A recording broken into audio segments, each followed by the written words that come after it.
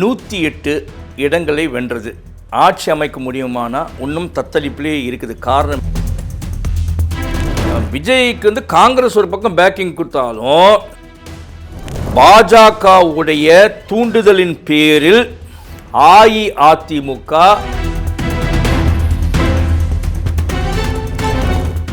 என்ன அப்படின்னு பார்த்தீங்கன்னா, இப்போ பொதுச் செயலாளராக இருக்கக்கூடிய எடப்பாடி பழனிசாமியை தூக்கி போடுற மாதிரியும்,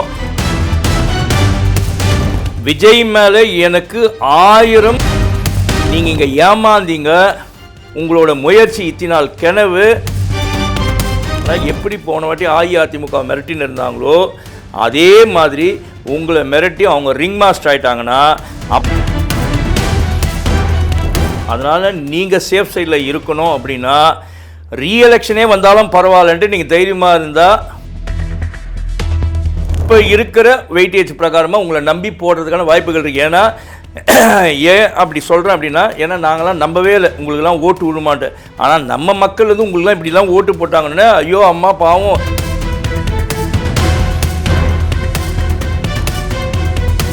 உங்களது கட்சி ஆட்சிக்கே வரல, அதுக்குள்ளே ஒருத்தர் அரெஸ்ட் பண்ணிட்டாங்க பாருங்கள். என்ன காரணம் அப்படின்னு பார்த்தீங்கன்னா, சென்னை காசிமேட்டில் இருக்கக்கூடிய இது உங்கள் கட்சி ஆட்சிக்கு வர்றதுக்கு முன்பே, அதை போஸ்ட் எலெக்ஷனில் நல்ல ஜெயிச்ச உங்கள் கட்சி, நீங்கள் யார் திமுகவா அதிமுக திராவிட கட்சியெல்லாம் திட்டினீங்களே அதோட மோசமாக போயிடுவாங்க. ஏன்னா ஒரு சின்ன டவுட்டு தான் எங்களுக்கு இருக்குது. என்னன்னா, நீங்களும் பிஜேபியோட தான் ஆப்ரேஷனில் தான் இருக்கிறீங்களா? ஏன்னா நிறைய பேர் சொன்னாங்க பிஜேபியோட பி டீம்னாங்க.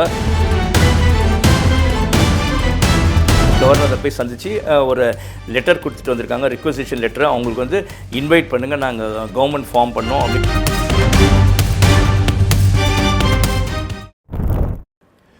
ஒற்றன் செய்தி நேயர்களுக்கு வணக்கம்.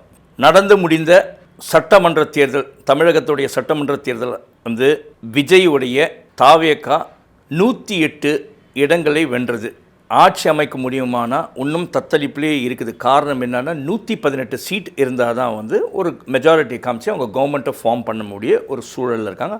அப்படி இருக்கும்போது 108 தான் அவர் கையில் இருக்குது. அதாவது 107 சீட்டுன்ற மாதிரி எக்ஸ்ட்ரா ஒரு சீட்னா ஒரு 2 கான்ஸ்டிடன்சிஸில் நின்றதுனால, இப்படிப்பட்ட ஒரு சூழலில் அவருக்கு அலைன்ஸ் தேவைப்படுது. யாருன்னா சப்போர்ட் இருந்தால் தான் அப்படின்னும்போது, இப்போ இவர் காங்கிரஸ்க்கு எழுதினார் லெட்டரு. அந்த காங்கிரஸில் எழுதுனதுக்கு பலனாக அவங்கக்கிட்ட இருக்க அந்த 5 சீட்டை வச்சு டிஎம்கேவோட கூட்டணியில் தான் அவங்க ஜெயித்தாங்க. இல்லைனா காங்கிரஸ்க்கு அந்த 5 ஃபுல்லாக அவங்க தனியாக நின்னா ஜெயிச்சிருப்பாங்கன்னு தெரியல. விஜய் ஜெயிச்சார், ரைட், ஓகே, அவருக்கு செஞ்சு ஜெயிச்சார். காங்கிரஸ் அதெல்லாம் வந்திருக்குமான்னு தெரியல. டிஎம்கேவோட தயவில் ஜெயித்தாங்க அந்த காங்கிரஸ். 5 சீட்டு வந்துச்சு. அந்த 5 சீட்டு இப்போ புட்டுக்குச்சு அங்கேருந்து. எங்கன்னா அந்த அலையன்ஸ்லேருந்து வெளியில் வந்துட்டாங்க. அவங்க எப்படி வெளியில் வந்தாங்கன்னா, அங்கேருந்து வந்துட்டு விஜய்க்கு நாங்கள் சப்போர்ட் கொடுக்குறோம் அப்படின்னு சொல்லியிருக்காங்க. அந்த லெட்டரில் லாஸ்ட்டாக மென்ஷன் பண்ணியிருக்கிறது ஒரு முக்கியமான விஷயம்.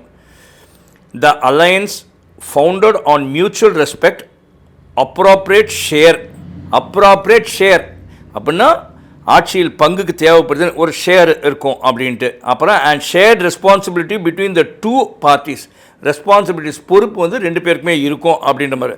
Is not only for the formation of this government but also for future election to the local body. அதாவது பஞ்சாயத்து எலெக்ஷன், மேயர் எலெக்ஷனில் வருது அது. அப்புறமா லோக்சபா எலெக்ஷனுக்கு ராஜ்யசபா எலெக்ஷன்.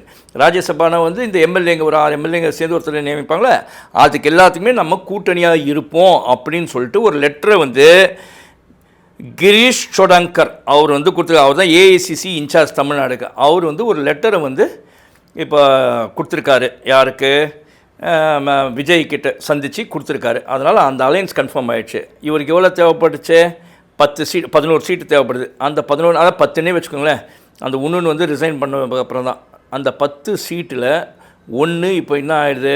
இப்போ இவங்ககிட்ட 5 வந்துடுச்சு, மீதி 5 தேவைப்படுது. அதில் சிபிஎம் அவங்க கொடுக்குற மாதிரி ஐடியா இல்லை. சிபிஐ வந்தால் வரலாம். இப்போது வந்திருக்கிற தகவல் என்னன்னா, பெரிய தகவல் என்னன்னா, விஜய்க்கு காங்கிரஸ் ஒரு பக்கம் பேக்கிங் கொடுத்தாலும் பிஜேபி இருக்குல்லைங்க, பிஜேபியோட ஆதரவு இருக்கும். அதான் அவங்க தான் அது என்னன்றது மேட்டர் சொல்கிறேன். ஒரு பி டீம் இப்போ அவங்களுக்கு சப்போர்ட் கொடுக்குற மாதிரி ஒரு பேச்சுவார்த்தை நடக்குது. என்ன அப்படின்னு பார்த்தா, பாஜகவுடைய தூண்டுதலின் பேரில் அஇஅதிமுக உடைப்பதற்கு ஏற்பாடு செய்யப்பட்டுள்ளது. என்ன அப்படின்னு பார்த்தீங்கன்னா, இப்போது பொதுச் செயலாளராக இருக்கக்கூடிய எடப்பாடி பழனிசாமியை தூக்கி போடுற மாதிரியும் கட்சியை ரெண்டாக உடைக்கிற மாதிரி. எப்படி அப்படின்னு பார்த்தீங்கன்னா, இப்போ ஒரு ஃபோட்டோவே வந்துடுச்சு. எஸ்பி வேலுமணியும் நம்ம இவரும் அவர் பேர்னா சிவி சண்முகமும் ஒன்றா ஒரு காரில் பயணிக்கிற மாதிரி ஒரு டிஸ்கஷன் இருந்த மாதிரி. இது எல்லாமே வந்து எஸ்பி வேலுமணி பாஜகவுக்கு ரொம்ப க்ளோஸ்லாம் இல்லை, பாஜக கிட்ட இப்படி கை கட்டி நிற்கக்கூடியவர் தான் எஸ்பி வேலுமணி. அதுதான் உண்மை. அந்த கொங்கு மண்டலம் அப்படின்னு சொல்லுவார். என்னன்னா காரணம், அங்கே வந்து அமித்ஷா அவங்க சந்தித்து தான் தீரணும். ஏன்னா அவர் மேலே ஊர்பட்ட கேஸ் இருக்குது. அவங்களால பாவம் அவரையும் தப்பு சொல்ல முடியாது. அவங்க வந்து பாஜகவை பகைச்சா அவரால் முடியாது. ரைட், அது ஒரு டீம். இன்னொரு ஒரு டீம் என்னென்னா, விஜயபாஸ்கர் அவங்கெல்லாம் சேர்ந்து ஒரு டீமை உடச்சி ஒரு இதுக்கு வந்து எஸ்பி வேலுமணி அந்த அஇஅதிமுகவில் ஒரு ஃபேக்ஷனுக்கு அவரை வந்து பொதுச் செயலாளர் ஆக்குற மாதிரியும், இந்த பாதி உடஞ்சி போகிறது போயிட்டு விஜய்க்கு ஆதரவு கொடுக்கறதுக்கு நாங்கள் ரெடியாக இருக்கோம் அப்படின்னு ஒரு நிபந்தனையில் அவங்க ஒரு டெப்டி சிஎம்ஓ இன்னும் கேட்டு போகிற மாதிரி ஒரு நம்பத்தகுந்த வட்டாரங்கள் மூலமாக நமக்கு செய்தி வந்திருக்கு. விஜய் மேலே எனக்கு 1000 இதெல்லாம் இருக்குது, இப்போ என்ன ஐடியாலஜிக்கல் டிஃப்ரென்சஸ்லாம் இருந்து அவருடைய கொள்கையே கிடையாது அவங்களுக்கு, இருந்தாலும் ஜெயிச்சிட்டாங்க. பட் இருந்தாலும் அவர் இப்போ அதிக மெஜாரிட்டி, அதாவது இருக்கிற சிங்கிள் மெஜாரிட்டி பார்ட்டி அவங்க தான் அப்படின்னும் போது அவங்க ஜெயிச்சிருக்காங்க. அவருக்கான மரியாதை நான் கண்டிப்பாக கொடுக்குறேன். ரைட்டு, தெளிவாக நீங்கள் உங்கள் மாஸ் இருக்குது, ஜெயிச்சிட்டிங்கலாம். ஆனால் இப்போ காங்கிரஸோட ஆதரவு கேட்டிங்க, ரைட்டு, காங்கிரஸ் கொடுக்குறான்ட்டாங்க வந்துட்டாங்க. ஆனால் பாஜகவோட சப்போர்ட்டில் இருக்கக்கூடிய அந்த ஏஐடிஎம்க்கு உடஞ்சி இப்போ உங்களுக்கு வருதுன்னா நீங்கள் அதை நம்பினீங்கன்னா நீங்கள் என்னைக்கு இருந்தாலும் பாஜகவுக்கு அடிமை தான். இன்றைக்கி எப்படி அஇஅதிமுக உடைக்கப்பட்டுச்சோ அதே மாதிரி உங்களோட கட்சியை ஒரு வருஷத்தில் உடச்சி உங்களுக்கு காலி பண்ணிடுவாங்க. இதுதான் இப்போ வந்து ஒவ்வொரு ஊராக அவங்க பண்ணிகிட்டே வந்தாங்க. ஒன்று ஆட்சியை பிடிக்கிறதுக்கு ஒவ்வொன்றா வைரஸ் ஆட்டம் பூந்துட்டு வந்தாங்க. நீங்கள் இங்கே ஏமாந்தீங்க. உங்களோட முயற்சி இத்தினால் கனவு ஒன்றுமே இல்லாமல் கண்டமாக போயிடும், காலி ஆகிடும். அதில் உள்ள அஇஅதிமுக ஆட்கள் வராங்க, ரைட், அவங்க வருவாங்க.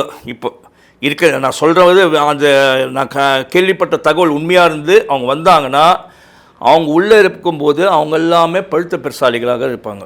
நீங்கள் புதுசு எங்கேயாவது ஒரு இடத்துல எங்கேயாவது ஒரு ஊழலில் உங்கள் ஆள் மாட்டிக்கினாங்கன்னா, இவங்க கைட்டி விட்டுட்டு போயிட்டாங்கன்னா, பாஜக உள்ளே உங்களை மிரட்ட ஆரம்பித்தாங்கன்னா, எப்படி போன வாட்டி அஇஅதிமுக மிரட்டின்னு இருந்தாங்களோ அதே மாதிரி உங்களை மிரட்டி அவங்க ரிங் மாஸ்டர் ஆகிட்டாங்கன்னா அப்புறமா நீங்கள் வந்து இப்படி தான் போய் நிற்கணும். அதனால் நீங்கள் சேஃப் சைடில் இருக்கணும். அப்படின்னா ரீஎலெக்ஷனே வந்தாலும் பரவாயில்லன்ட்டு நீங்கள் தைரியமாக இருந்தால் நீங்கள் சேஃப் சைடு இன்றைக்கி இப்போ இருக்கிற வெயிட்டேஜ் பிரகாரமாக உங்களை நம்பி போடுறதுக்கான வாய்ப்புகள் இருக்குது. ஏன்னா ஏன் அப்படி சொல்கிறேன் அப்படின்னா, ஏன்னா நாங்களாம் நம்பவே இல்லை உங்களுக்கெல்லாம் ஓட்டு விடுமாட்டேன். ஆனால் நம்ம மக்கள் வந்து உங்களுக்குலாம் இப்படிலாம் ஓட்டு போட்டாங்கன்னா, ஐயோ அம்மா பாவம் விஜயோட ஆட்சியை கழிச்சிட்டாங்க, அதான் ரீஎலெக்ஷன் வந்துருச்சு அப்படின்னு சொல்லிட்டு உங்களுக்கு இப்பயே வச்சாங்கன்னா வர்றதுக்கு சான்சஸ் இருக்குது.